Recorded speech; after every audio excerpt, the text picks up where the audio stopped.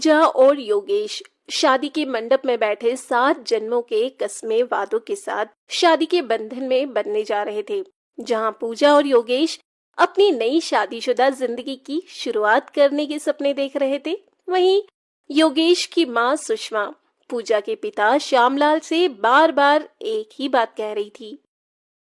अरे भाई साहब, कहाँ रह गए आपके पैसे? लड़की का कन्यादान होने जा रहा है, लेकिन अब तक दहेज के पैसे नहीं आए हैं। बस मैंने अपने छोटे भाई को कहा है, वह लेकर आता ही होगा। अब तब तक बाकी की रस्में पूरी करवाइए। अरे समधी जी, इतनी भी क्या जल्दी है? एक बार पैसे आ जाने दीजिए, शादी ब्याह तो हो ही जाएगा। कौन सी लड़की भागी जा रही है आपकी? लेकिन मुहूर्त तो निकलता जा रहा है ना, मेरा छोटा भाई किशन लाल आता ही होगा। उन्हें आ जाने दीजिए, तब तक मैं कुछ खा पी लेती हूँ। देखो जरा क्या कुछ बनवाया है बारातियों के लिए। जी जरूर समधन जी, आइए आप बैठिए, मैं आपके लिए खाना मंगवाता हूँ। इधर पंडित जी बार बार मुहूर्त निकला जा रहा है कहकर मंत्रों को बीच में ही रोक दे रहे थे, लेकिन सुषमा श्यामलाल को अपनी बेटी पूजा का कन्यादान करने ही नहीं दे रही थी। देखिए समधन जी, पंडित जी का भी कहना है कि मुहूर्त निकलता जा रहा है। आप मेरी बात समझने की कोशिश कीजिए। बस मेरा भाई आता ही होगा, थोड़ा सा समय और दे दीजिए उसे। अरे बड़ी लंबी उम्र है समधी जी, आपके भाई की आ ही गए। पूरा कैश तो है ना, पूरे 5 लाख। जी जी, पूरा बंदोबस्त कर दिया था मैंने। मेरी बेटी की शादी में कोई कमी नहीं रहे, इसलिए मैं अपने घर तक को गिरवी रख दिया है। अब बेटी पैदा की है तो इतना फर्ज तो बनता है ना आपका कि आप अपने आप को गिरवी रखें या अपने घर को। क्यों समधी जी, कुछ गलत तो नहीं कहा ना मैंने? जी नहीं नहीं समधन जी, अब मैं कन्यादान की रस्म पूरी करता हूँ। सुषमा का बेटा पढ़ा लिखा और अच्छी नौकरी करता था। सुषमा ने अपने बेटे की शादी के लिए लड़की वालों से 5 लाख रुपए कैश, घर का सामान और एक कार दहेज की मांग की थी, जो श्यामलाल जैसे तैसे पूरा करता है। अब पूजा भी शादी करके अपने मायके से ससुराल आती है। श्यामलाल तो सोचता है उसने अपने बेटी को इतना कुछ दिया है कि उसकी सास उसे कुछ भी नहीं कहेगी और हमेशा ही उसे अपनी पलकों पर बैठा कर रखेगी। लेकिन सुषमा इतनी लालची थी कि दूसरे दिन से ही उसके मन का लालच और भी बढ़ता जा रहा था।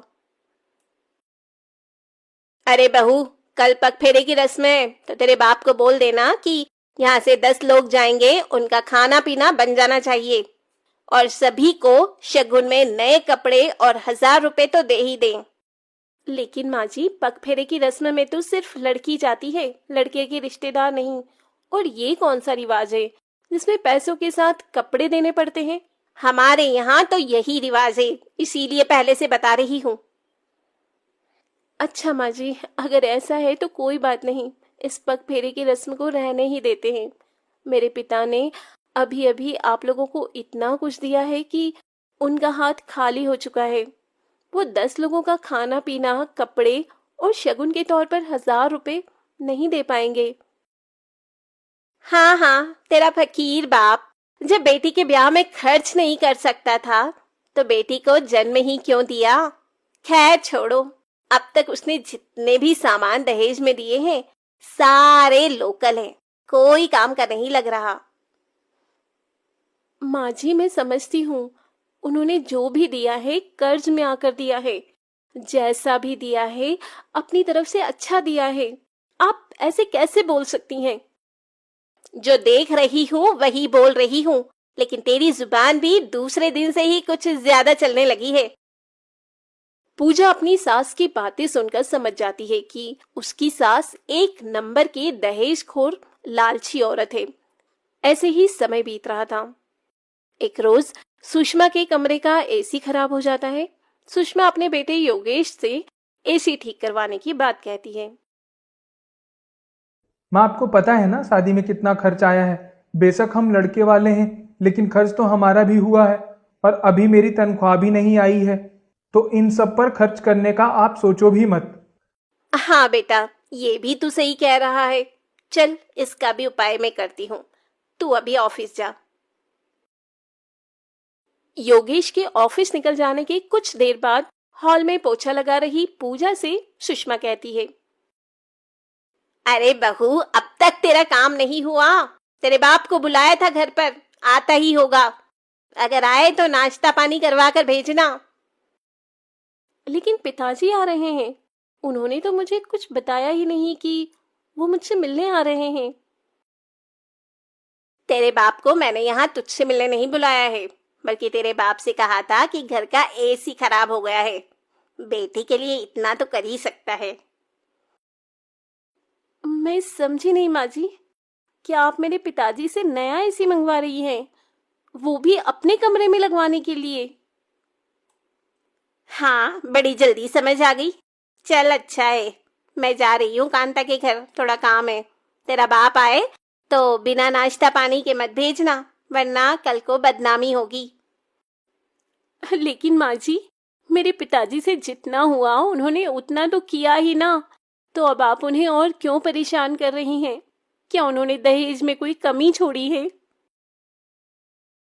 लड़की का बाप जितना दे उतना कम है, चाहे वो ताजमहल ही क्यों ना दे दे, और लड़के वाले जितना ले उतना कम है। ये बात तू नहीं जानती क्या बहू? चल अभी घर के काम पे ध्यान दे, मेरी बातों पर नहीं। इतना कहकर सुषमा अपनी पड़ोसन कांता के घर चली जाती है। कुछ देर बाद श्यामलाल अपनी बेटी के ससुराल आता है। अरे पूजा बेटी कैसी है? घर में सब ठीक तो है ना? बाहर तो धूप भी बहुत तेज है। पिताजी आप आ गए? कैसे हैं आप? आपकी तबीयत तो ठीक है ना? बैठिए ना, आप खड़े क्यों हैं? मैं आपके लिए ठंडा पानी लेके आती हूँ। बेटी सब ठीक है, वह तो बस मैं तेरे लिए एसी लेकर आया हूँ। दहेज में मैंने तुझे पंखा कूलर तो दिया, लेकिन एसी नहीं। अरे पिताजी, इसकी क्या जरूरत थी? और मुझे अच्छे से पता है ये आप अपनी मर्जी से नहीं लेकर आए हैं, आप पर दबाव बनाया गया है। नहीं नहीं बेटी, कैसी बातें कर रही है तू? मैं ये तेरे लिए ही लेकर आया था।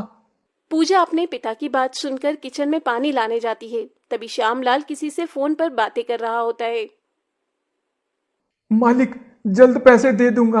अभी मैं बेटी के घर आया हूँ, ज्यादा बात नहीं कर सकता, माफ कीजिएगा। मैं घर आते ही आपसे मिलने आता हूँ, बस कुछ दिन और। पिताजी लीजिए पानी। और किसका फोन था? आप इतने परेशान क्यों हैं? बताइए क्या बात है? आप मेरी शादी के बाद कर्ज में आ गए हैं, मुझे पता है, इसलिए आप इतना परेशान हैं। अरे अरे, तुझे चिंता करने की कोई जरूरत नहीं है, सब हो जाएगा। और समधन जी कहाँ है? कहीं नजर नहीं आ रही है? मैं चलता हूँ, यह एसी उन्हें दिखा देना। पूजा तो सब जानती थी कि उसके पिता बिना बोले ये एसी नहीं लाए हैं, बल्कि उसकी सास ने इतना दहेज लेने के बाद भी उसके पिता को प्रताड़ित कर रखा है, और पूजा भी दहेज की बढ़ती मांग से प्रताड़ित हो रही थी। एक रोज सुषमा हॉल में बैठी टीवी देख रही होती है, तभी टीवी अचानक बंद हो जाता है। सुषमा बहुत कोशिश करती है, लेकिन टीवी नहीं चलता।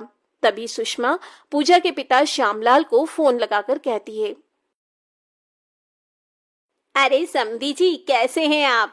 आपने एसी तो बड़ा अच्छा दिया है, ठंडी ठंडी हवा आती है। बस मैंने तो आपको इसीलिए याद कर लिया कि मेरा मनोरंजन नहीं हो पा रहा है। अभी अभी टीवी खराब हो गया है, सोचा आपको बता दूं, आप भिजवा दें अपनी बेटी के लिए टीवी। एक मिनट माँ जी।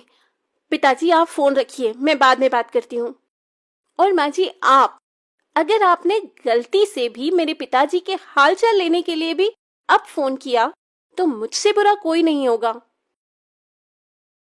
देख रहा है योगेश, तेरे सामने ही तेरी पत्नी मुझे धमका रही है। आपको जो समझ में आए वो समझिए माँ जी, लेकिन मेरे पिताजी अब आपको कुछ भी नहीं देंगे दहेज में। वैसे ही आपने सामान से लेकर पैसे तक लिए हैं, और मेरे दहेज का सामान आपने अपनी बेटी के लिए भिजवा दिया है। और जो चीज खराब हो रही है वो आप मेरे पिताजी से मंगवा रही हैं। क्या ये गलत नहीं है? माँ, आज मैं आपको कुछ नहीं कहूंगा, पूजा बिल्कुल ठीक कह रही है। तू इसकी बातों में मत आ। अगर इसे यहाँ से जाना है तो जाए, मैं नहीं रोकने वाली। मैं तेरी दूसरी शादी करवा दूंगी, और वहां से भी इससे दोगुना दहेज मिलेगा। माँ जी, आपको जैसा सही लगे, लेकिन मैं इस घर को छोड़कर जा रही हूँ। मैं अपने पिता पर और बोझ नहीं बन सकती। मैं अपने मायके भी नहीं जाऊंगी, लेकिन जहां जाना होगा मैं चली जाऊंगी। मैं भी तुम्हारे साथ हूं, तुम चिंता मत करो। मैं तुम्हारे साथ 7 जन्मों के कस्मों वादों के साथ 7 फेरे लिए हैं। सुषमा अपने लालच की वजह से अपने बेटे को खो देती है, क्योंकि पूजा के घर से जाने के साथ ही योगेश भी पूजा के साथ चला जाता है और इस बात का सुषमा को बहुत पछतावा होता है। हालांकि वो अपने बेटे को मनाती भी है, लेकिन योगेश नहीं मानता। वो भी अपनी माँ के रंग को काफी समय से नोटिस कर रहा था। इसीलिए कहते हैं लालच बुरी बला है।